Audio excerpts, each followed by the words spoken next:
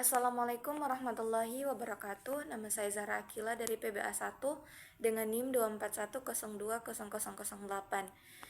Langsung saja pada pertanyaan yang pertama, contoh hubungan antara wahyu, akal, dan pengalaman dalam membentuk ruang lingkup pendidikan Islam. Akal, wahyu, dan pengalaman itu merupakan satu ekosistem yang saling melengkapi, satu kesatuan utuh yang tidak dapat terpisahkan. Wahyu itu berperan sebagai sumber informatif dan juga spiritual. Wahyu berfungsi sebagai sumber nilai yang dimana dalam pendidikan Islam tujuan akhirnya pengabdian kepada Sang Pencipta. Misalnya, contohnya, Wahyu memberikan konsep dasar bahwa setiap anak itu lahir dalam keadaan fitrah atau suci. Nah, dari sini bagaimana ruang lingkup pendidikan itu disusun untuk menjaga fitrah tersebut agar tidak sekedar mengisi kepala dengan angka maupun data. Yang kedua, akal. Akal memiliki peran bagaimana mengembangkan proses berpikir kritis dan juga analitis. Akal memiliki fungsi yaitu sebagai penafsiran atau memahami pesan wahyu yang kemudian diterjemahkan dalam instrumen pendidikan. Tanpa akal, wahyu itu hanya akan menjadi teks moral yang kaku, dan tanpa wahyu, akal itu bisa kehilangan nilai moralnya. Contohnya, wahyu diperintahkannya untuk membaca atau iqra. Dari perintah ini kemudian akal menerjemahkannya bagaimana menciptakan metodologi pembelajaran, pelajaran, ataupun modifikasi sistem klasifikasi ilmu-ilmu yang kemudian diharapkan perintah berpikir ini dapat dilaksanakan secara efektif di lingkungan pendidikan. Dan yang terakhir, yang ketiga, pengalaman. Pengalaman adalah penerapan praktisinya. Pengalaman melalui panca indera dan interaksi sosial ini menjadi gambaran bahwa pendidikan Islam itu tidak hanya teori, tetapi bagaimana pengamalannya dilakukan.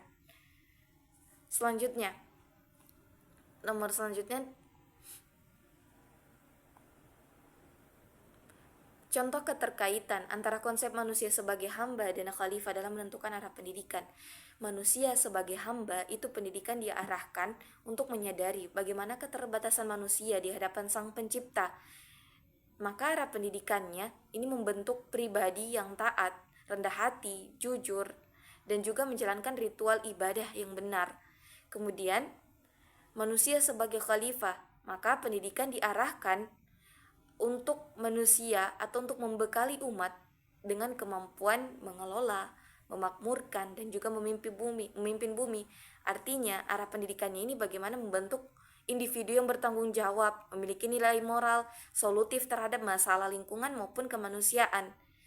Jadi keterkaitan antara manusia sebagai hamba Allah dan juga sebagai khalifah, bagaimana membentuk individu yang tidak hanya memiliki kecerdasan intelektual ataupun nilai kecerdasan akademik, tapi juga memiliki rasa pengabdian, memiliki jiwa pengabdian kepada Sang Pencipta, dan juga memiliki nilai atau rasa tanggung jawab, memiliki penanaman adab dan moral di dalam diri setiap individu.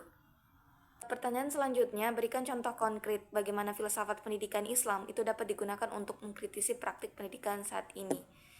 Dalam perspektif pendidikan Islam sendiri, bagaimana kita lihat praktik si pendidikan saat ini itu terlalu menekankan capaian dalam hal segi akademik, nilai ujian, dan juga keterampilan teknis. Tetapi kurang dalam hal memperhatikan adab, karakter, dan tanggung jawab sosial peserta didik.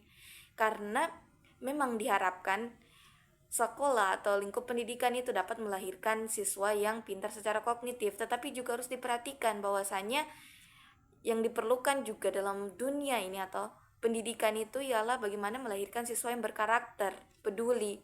Karena tujuan pendidikan sendiri itu sebenarnya bukan hanya sekedar transfer ilmu pengetahuan, tetapi bagaimana membentuk jiwa manusia yang seutuhnya berilmu, beradab, dan mampu membawa kemaslahatan bagi sekitarnya. Jadi jika sekolah hanya sekedar hanya sebagai tempat mengejar ranking, kemudian menghafal materi, mengikuti standar kelulusan, tapi tidak memperhatikan nilai karakter atau adab peserta didik, maka ini bisa dikatakan sebagai praktik pendidikan yang kehilangan ruh kemanusiaan atau nilai moralnya. Yang selanjutnya, apa saja hal dari pendidikan klasik yang masih relevan di pendidikan saat ini, untuk pendidikan saat ini? Salah satunya adalah konsep adab sebelum ilmu. Nah, di mana pendidikan klasik atau tradisi klasik itu menekankan tidak diperkenankan untuk mempelajari ilmu tingkat tinggi sebelum tuntas dalam memahami adab, dan itu sangat relevan hingga saat ini, di mana kita melihat sekarang fenomena cyberbullying, fenomena bullying, di mana kecerdasan intelektual itu tidak dibarengi atau tidak bergandengan, tidak sejajar dengan adab atau etika, memiliki kecerdasan akan tetapi kurang dalam hal adab ataupun etika.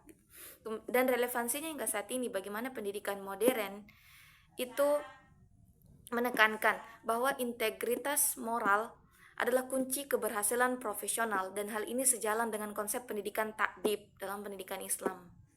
Pertanyaan nomor 5, bagaimana posisi peserta didik dalam pendidikan Islam? Apakah sebagai subjek ataupun sebagai objek? Maka jawabannya, dalam perspektif pendidikan Islam, bahwasanya peserta didik itu tidak lagi dipandang kaku sebagai salah satunya saja, tidak hanya sebagai objek saja ataupun pelaku saja, melainkan bisa menjadi keduanya sekaligus. Peserta didik dapat menjadi objek dalam keadaan ketika peserta didik menjadi sasaran utama dalam proses transfer ilmu pengetahuan, taklim, penanaman adab, ta'dib, dan juga tazkiyah. Selanjutnya, peserta didik itu menjadi subjek, dan ini yang paling ditekankan, adalah posisi yang paling ditekankan. Peserta didik adalah pelaku utama dalam belajar. Peserta didik ialah seseorang atau pelaku yang mampu mengelola akalnya atau pemahamannya dalam menangkap pembelajaran atau dalam memahami wahyu.